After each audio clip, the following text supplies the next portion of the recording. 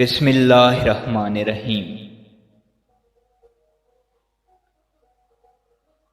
الصلاۃ والسلام علیک یا رسول اللہ۔ السلام علیکم ورحمۃ اللہ وبرکاتہ۔ حضرت علی کرم اللہ وجہ الکریم رضی اللہ تعالی عنہ نے بیان فرمایا،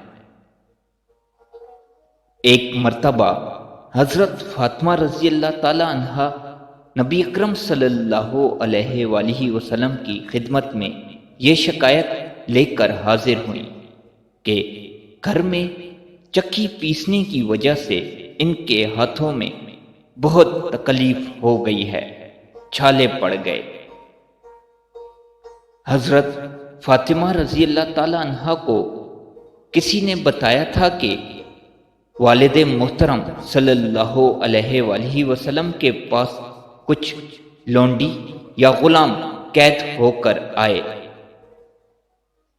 تو آپ سے ایک غلام لے لیں گے تاکہ گھر کے کاموں میں معاونت ہو سکے۔ اتفاقاً ایسا ہوا۔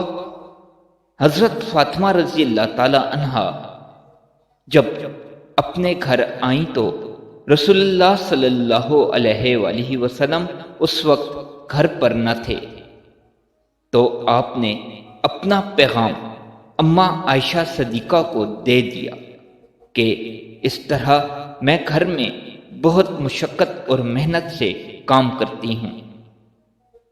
جب نبی کریم صلی اللہ علیہ وآلہ وسلم تشریف لائے تو آپ کو پیغام ملا۔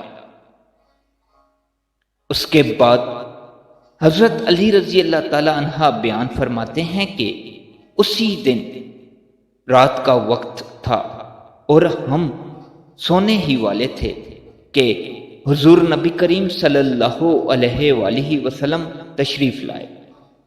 میں اپنے بستر سے اٹھ کر کھڑا ہونے ہی لگا تو آپ نے فرمایا، ایسے ہی ٹھیک ہے، یعنی لیٹے رہنے میں کوئی حرج نہیں۔ آپ نبی علیہ السلام بلا تکلف بستر پر قریب ہو کر بیٹھ گئے۔ حضرت علی فرماتے ہیں کہ آپ ہمارے اتنے قریب بیٹھے تھے کہ مجھے آپ کے انوارات کی ٹھنڈک اپنے جسم میں محسوس ہونے لگی۔ پھر آپ علیہ السلام نے فرمایا، تم دونوں نے جو مجھ سے مانگا ہے، یعنی غلام یا لونڈی، کیا میں تمہیں اس سے بھی بہتر کوئی چیز دے دوں؟ اور پھر آپ صلی اللہ علیہ وآلہ وسلم نے وہ قیمتی چیز عطا کرتے ہوئے فرمایا، جب بھی تم رات کو سونے لگو تو 33 مرتبہ سبحان اللہ کہو، 33 مرتبہ الحمدللہ کہو اور 34 مرتبہ اللہ اکبر کہو۔ یہ تم دونوں کے لیے خادم، لونڈی اور غلام سے بہتر ہے، یعنی وہ خادم تمہیں اتنا فائدہ نہیں پہنچا سکے گا جتنا اس وظیفے کو پڑھنے سے تمہارے کام آسان ہو جائیں گے اور آخرت میں بھی بہت ثواب ملے گا۔ یعنی خادم تو دنیاوی فائدہ کے لیے تھا، مگر یہ وظیفہ دنیا و آخرت دونوں کے لیے ہے۔